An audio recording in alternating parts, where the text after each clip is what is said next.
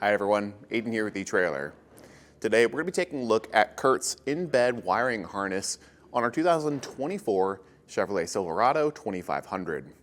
If you're hauling a fifth wheel or a gooseneck trailer and you don't want to, or you're sick of draping your wiring over the bed and hooking up back by your hitch, then you can always leave it in the bed by getting a kit like this. It's going to save your tailgate paint and just be a lot nicer looking and leave your wiring a little bit more protected when you're going down the road. This kit will come with everything you need. 7 feet of wiring to go down to the bottom where our other wiring harness on our bumper is to plug in line. And it's going to give us the plug up top here, which gives us our 7-pole hookup as well as our 4-pole hookup. We had a factory knockout panel here, so this just snapped right into place over it. It made for a very quick and easy install process that didn't have any modifications required.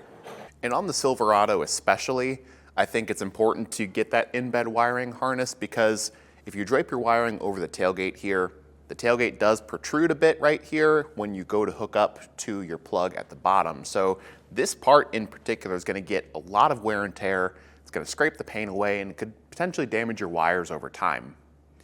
Now, our neighbor today did already have a fifth wheel installed here, so we were just doing the install on the wiring harness, which is super straightforward and simple, but more than likely you're probably going to be doing it at the same time as your fifth wheel install or your gooseneck install. So if that's not something that you want to tackle yourself, you can always use our dealer locator to find a dealer near you to help you with that install. But like us, if you're just doing that wiring harness, it's going to be super simple. You can follow along to see how we did it. Now we're going to start off in the truck bed here, locating this factory knockout panel where our plug will go. Our spray and bed liner was sprayed over this a bit, but I just gave this a squeeze on the sides. It's pretty flexible and that layer of bed liner just broke away. You might find it helpful to find something like a plastic trim tool or a flathead screwdriver. And while you squeeze, just poke in on the side here. There's going to be some clips you can release. And once you get one side undone, it's pretty easy to go in there and unclip the other. Now, that metal clip actually just popped out for us because of the angle here. It was just giving me some trouble. Luckily, we're not reusing this piece, so if that does fall off, no worries. Now we can take our wiring harness and feed it through from the top down. Take this shorter end and feed that through first. It's going to be the easiest way to get it to fit. So just pass that through the bottom, and then the other end of the plug through the bottom like that, and you can start to feed it down through to the bottom. Now before we go all the way down, I am just going to go ahead and plug in the harness up here, lining up these tabs, pushing until I get a firm click. That way I don't pull the whole thing down through whenever I'm routing things on the bottom. You can take the wiring that we fed down, find a nice clean path to route it over to the 7-pole back by our hitch here. And we're just going to tee into that factory harness, plugging in those 2 ends in line and making sure there's a good place for all this excess wiring to be routed up and away from any hot or moving parts. We passed the wiring harness directly over our frame rail here through this very small gap.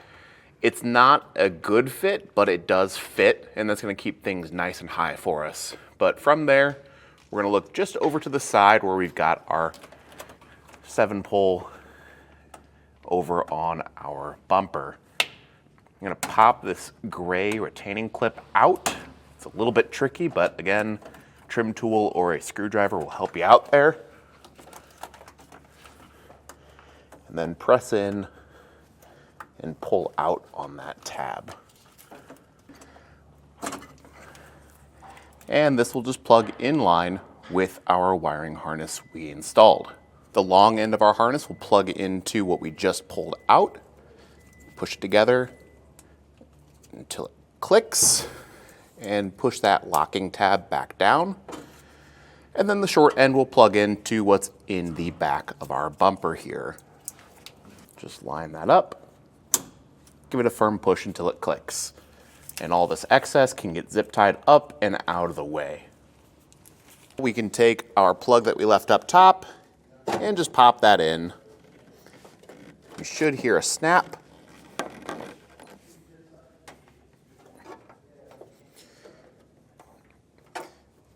And if you don't hear a snap, you can always just pull straight out, and if it doesn't release, then you know it did click. It's just a really soft click. But we're gonna take our tester, plug that in, run through some of our lighting signals, and make sure that we're getting all the proper power. And we can see already we're getting a 12-volt signal. So I'll hop in and run my brake lights, turn signals, things like that. Running lights, our brake lights, our left turn, and our right turn. But once you've run through all of those testing signals and verified they're working properly, ready to hook up to our trailer and hit the road. If you found this video or this installation helpful and you decide that this wiring harness is the right option for you, drop a comment or leave us a review and let us know how it's working out for you. But today, this is just our look at the Curt gooseneck and fifth wheel wiring harness on our 2024 Chevrolet Silverado 2500. My name's Aiden. Thanks for watching.